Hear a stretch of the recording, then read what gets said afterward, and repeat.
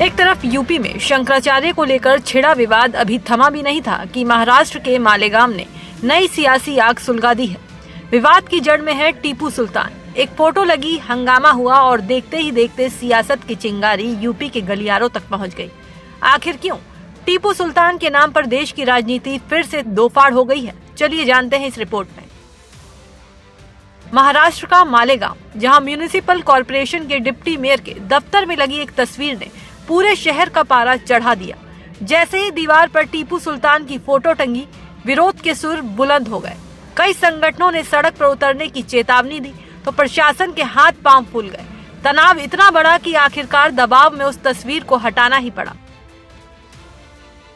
लेकिन मामला सिर्फ फोटो हटाने तक नहीं रुका। इस पर शुरू हुई सियासत ने अब यूपी को भी अपनी चपेट में ले लिया है। समाजवादी पार्टी के विधायक अबू आजमी ने इसे बेवजह का विवाद बताते हुए उन लोगों पर सवाल उठाए जो आजादी की लड़ाई लड़ने वालों पर आपत्ति जताते हैं। नहीं, मुझे क्या मतलब ये सब कोई इशू है क्या? ये सब कोई इशू है क्या? अगर देश के वो लोग जिन्होंने आज़ादी की लड़ाई में काम किया, अगर उनका कोई नाम लेता है तो मतलब इस तरह के इशू बनने नहीं चाहिए। तो ये सिर्फ हिंदू और बड़ा विरोध कर रही है। ये बीजेपी सिर्फ इस देश में हिंदू मुस्लिम करके पोलराइजेशन करना चाहती है। जितने इश्यूज आते हैं वो सब के सब सिर्फ और सिर्फ हिंदू मुस्लिम, पाकिस्तान, हिंदुस्तान और मंदिर और मस्जिद, बाकी कुछ नहीं। अब विपक्ष के इस बयान पर पलटवार करने में देर नहीं लगी। यूपी सरकार के मंत्री संजय निषाद ने मोर्चा संभाला और सीधे तौर पर इसे समाज में जहर घोलने की कोशिश करार दिया। बोले ये तुष्टीकरण की नीति वाले हैं और इसीलिए इन्हीं लोगों के कारण मुसलमानों की दशा खराब है। देखिए, कुछ ऐसे लोग हैं जिनकी फिरका परस्ती ताकते हैं। कुछ लोग जहर घोलने का काम समाज में कर रहे हैं और जाहिल बनाने का काम कर रहे हैं। इतिहास याद है कि इतिहास में मेडुअल हिस्ट्री पढ़ेंगे तो किस तरीके से मुगलों ने इस देश में 750 गुलामी की थी।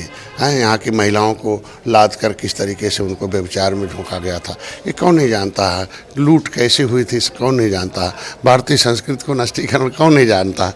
तो ये तुष्टीकरण की नीति वाले हैं और इसीलिए इन्हीं लोगों की वजह से आज के दिन में मुसलमानों की दशा खराब है। साफ है, चुनाव चाहे कहीं भी हो, महापुरुषों और इतिहास के पन्नों को ढाल बनाकर सियासत चमकाने का खेल बदस्तूर जारी है। मालेगांव से उठी ये चिंगारी क्या 2026 की सियासी जमीन को और झुलसाएगी? इस बारे में आपकी क्या राय है? हमें कमेंट सेक्शन में जरूर बताएं।